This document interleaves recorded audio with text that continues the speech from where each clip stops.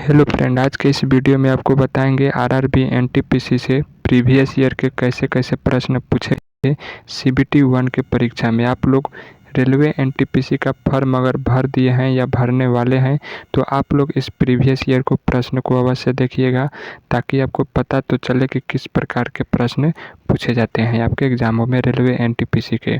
तो चलिए, यह हमारा वीडियो फर्स्ट है। ऐसे ही सभी ईयर के प्रश्नों को करेंगे, तो ऐसे ही आप लोग सेशन के साथ जुड़े रहिएगा और चैनल को सब्सक्राइब करना ना भूलें। तो आइए आपको स्टार्ट करते हैं एनटीपीसी प्रीवियस ईयर प्रश्नों को।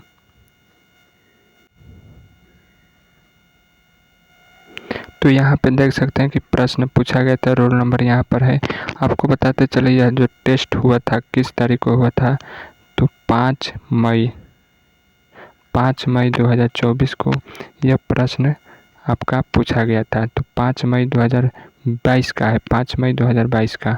तो आइए आपको बता दें, टोटल टाइम यहाँ पे लिखा गया है। तो आइए आपको बताते हैं कौन सा प्रश्न पूछा गया था। सभी प्रश्न आपके लिए इम्पोर्टेंट है, अगर आप लोग तैयारी करना चाहते हैं तो इसे अवश्य देखिएगा। पहला प्रश्न कि 6 व्यक्ति हैं जिसका नाम है ABCDEF, एक वृत्ताकार मेज के परितः बैठे हुए हैं, केंद्र की ओर मुख्य करके, मतलब इधर मुँह करके बैठे हुए हैं।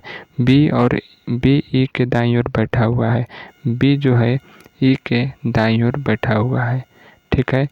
सी ई के बाईं ओर बैठा हुआ है, सी जो है ई के बाईं ओर बैठा हुआ है, मतलब दाहिने उधर तो सी इधर है, ठीक है। एफ डी के दाईं ओर बैठे दूसरे स्थान पे बैठा हुआ है, ए के दाईं ओर तीसरे स्थान पे कौन बैठा है, तो इसका उत्तर होगा ऑप्शन नंबर डी, यानी कि ऑप्शन नंबर डी सही होगा। 4 होगा, 4 ऑप्शन नंबर 4 डी होगा। सवाल नंबर दूसरा प्रश्न कि उस विकल्प का चयन करेंगे जिसका 5वें अक्षर समूह से वही संबंध है जो दूसरे अक्षर समूह का पहले अक्षर समूह से है और चौथे अक्षर समूह का तीसरे अक्षर समूह से है। तो इसका उत्तर होगा ऑप्शन नंबर 2 GSN है। सवाल नंबर देखेंगे अगला, थर्ड नंबर प्रश्न की ओर बढ़ेंगे। तो थर्ड नंबर प्रश्न है कि गिरिधर एक मंदिर में था और उसका मुख पश्चिम की ओर था, पश्चिम यानी इधर की ओर मुख था, ठीक है। वह टोकन लेने के लिए दक्षिणावर्त दिशा में 45 डिग्री मुड़ता है, दक्षिण की दिशा में 45 डिग्री कोण पे मुड़ता है, फिर दक्षिणावर्त दिशा में 180 डिग्री मुड़ता है, फिर 45 मतलब ऐसे सीधा मुड़ता है, ठीक है। फिर वह वामावर्त दिशा में 45 डिग्री मुड़ता है, दाहिने इधर बायां उधर।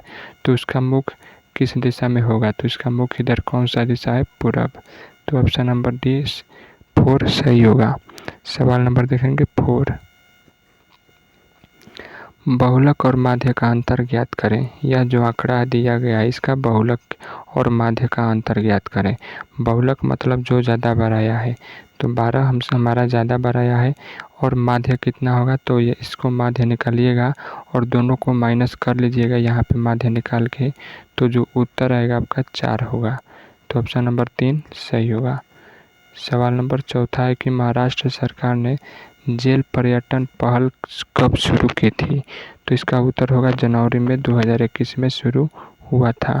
तो अगले सवाल की तरफ बढ़ेंगे। 6 नंबर प्रश्न है, एक व्यक्ति इतना CDXYZ है, प्रत्येक अलग अलग उम्र के हैं, केवल एक व्यक्ति Y से छोटा है और X जो है E से बड़ा है किंतु D से छोटा है। E Y से बड़ा है, न तो D और न ही C सबसे बड़ा है। कितने व्यक्ति Z से बड़े हैं, तो ऑप्शन नंबर 2 0 होगा।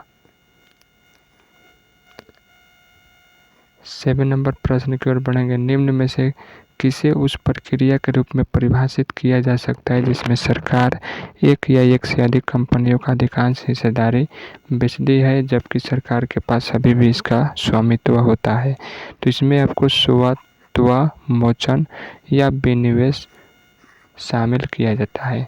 सवाल नंबर 7वें की तरफ बढ़ेंगे। तो 7वां प्रश्न है आपका जिसमें सरकार है, ये तो हो गया 7वां। 8वें नंबर प्रश्न की ओर बढ़ेंगे। एन पंक्ति के किसी दिशा में सूर्य दूसरे स्थान पर बैठा है, एम और एन के बीच केवल 3 व्यक्ति बैठे हैं, तो पी एम के दाईं ओर दूसरे स्थान पर बैठा है, तो इसका उत्तर होगा ऑप्शन नंबर 3 वाई। सवाल नंबर 9 की तरफ बढ़ेंगे।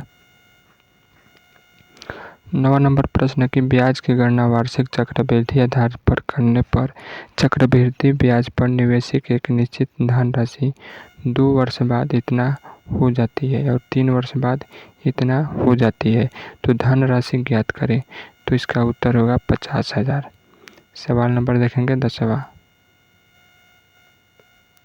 सवाल नंबर 10 की तरफ बढ़ेंगे।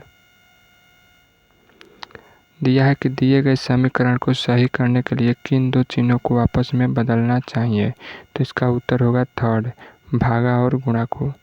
सवाल नंबर 11 नंबर प्रश्न है कि 239 अनुच्छेद किससे संबंधित है, तो राष्ट्रपति द्वारा केंद्र शासित प्रदेशों के प्रशासन संहित शामिल है। सवाल नंबर 12 है कि ABCD एक आयत है जिसमें AB बराबर 10, BC बराबर 8, वो आयत ABCD के 3 भुजाओं AB, BC, CD को स्पर्श करने वाला वृत्त है, यानी ये कोई वृत्त है। ठीक है, त्रिभुज OBC का क्षेत्रफल ज्ञात करें। OBC का क्षेत्रफल, तो इसका ज्ञात करेंगे तो 16 होगा। 13 नंबर प्रश्न है कि 3 अगस्त 2021 को बिल मास्टर्स ओपन में भारत के 69वें शतरंज ग्रैंड मास्टर बने थे। उत्तर होगा हर्षित राजा। सवाल नंबर 14 है, भारत के सर्वप्रथम औद्योगिक नीति संकल्प की घोषणा वर्ष की गई थी, कब की गई थी, तो 1948 में। सवाल नंबर 15 की ओर बढ़ेंगे। तो 15 नंबर सवाल है आपका, देख सकते हैं। 15 नंबर सवाल की ओर बढ़ेंगे। एक निश्चित कूट भाषा में म्यूजिक को LTT JD लिखा जाता है, तो कॉन्सेप्ट को इतना लिखा जाता है।